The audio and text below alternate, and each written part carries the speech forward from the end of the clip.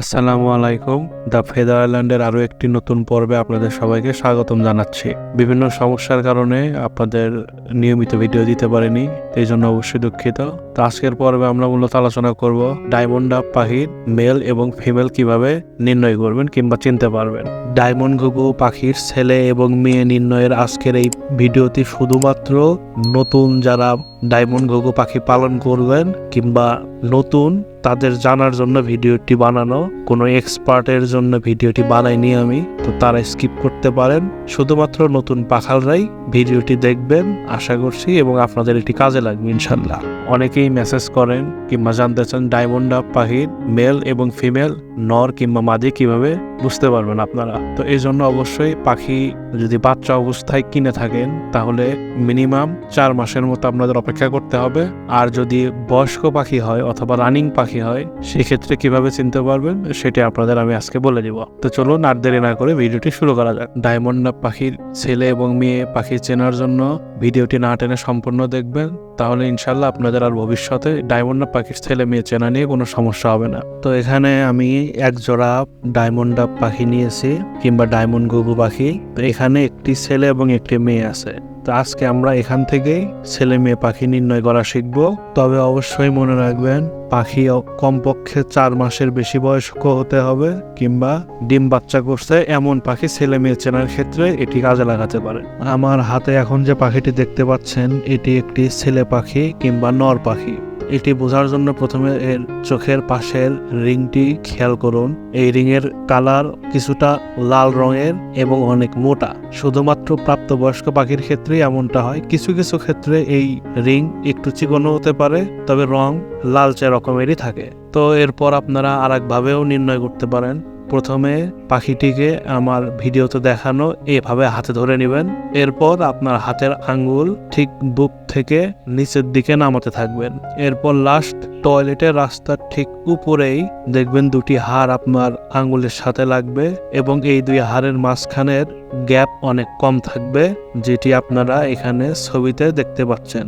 এটি আপনারা আঙ্গুল দিয়ে পরীক্ষা করতে পারেন। তো যদি পাখি ভয় পায় সেক্ষেত্রে একটু সমস্যা হতে পারে, এই জন্য পাখিটি একটু হাতে নিয়ে একটু হালকা করে ঝাঁকিয়ে নেবেন যাতে পাখির ভয়টা চলে যায়। তাহলে আপনারা পেলভিক বোনের মাধ্যমে পাখি ছেলে নাকি মেয়ে এটি নির্ণয় করতে পারবেন। এছাড়া আরেকটি ভাবেও পাখি ছেলে কিনা এটি নির্ণয় করা যায়। পাখি মিটিং কল করে মেয়ে পাখিকে দেখে।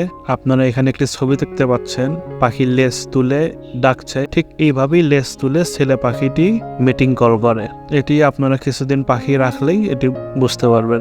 এবার আমরা জানবো কিভাবে ডায়মন্ড ডাব ঘুঘু মেয়ে পাখি নির্ণয় করবেন কিংবা চিনতে পারবেন। আমাদের ছেলে পাখির চোখের পাশের রিং একটু লালচে এবং মোটা ছিল, আর এখানে দেখতে পাচ্ছেন এর চোখের পাশের রিংটা একটু চিকন এবং কিছুটা হালকা হলুদ কিংবা অরেঞ্জ টাইপের কালার। এটি একটি চেনার পদ্ধতি।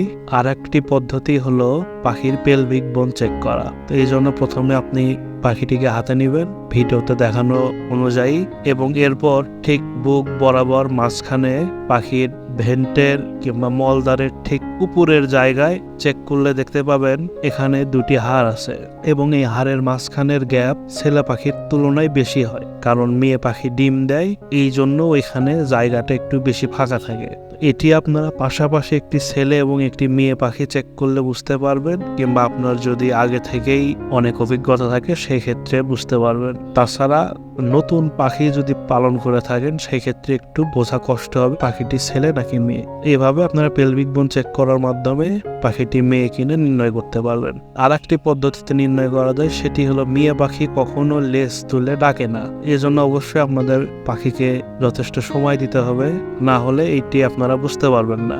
ছেলে মেয়ে ছাড়া যদি দুটি ছেলে পাখি কোনো কারণে এক জায়গায় রাখেন সেক্ষেত্রে কিন্তু তারা কখনো ডিম দেবে না, কিন্তু যদি মেয়ে পাখি দুটি এক জায়গায় রাখেন সেক্ষেত্রে কিন্তু তারা ডিম দিতে পারে এবং ডিম দেয়, কিন্তু সেই ডিম ফার্টাইল হয় না, ডিমে বাচ্চা ফোটে না। এই ক্ষেত্রে অবশ্যই সতর্ক থাকবেন, যেহেতু ডিম জমছে না কিংবা বাচ্চা ফুটছে না, সেক্ষেত্রে ওখানে পাখি দুটি ছেলে নাকি দুটি মেয়ে আছে এটি নির্ণয় করার জন্য আপনারা এই ভিডিওটি যদি সম্পূর্ণ দেখে থাকেন তাহলে ইনশাল্লাহ আর ভবিষ্যতে ডায়মন্ড ঘুঘু পাখির ছেলে এবং মেয়ে নির্ণয় নিয়ে আপনাদের সমস্যা হওয়ার কথা না। তো এখন দেখতে পাচ্ছেন আমার দুই হাতে দুইটি পাখি আছে।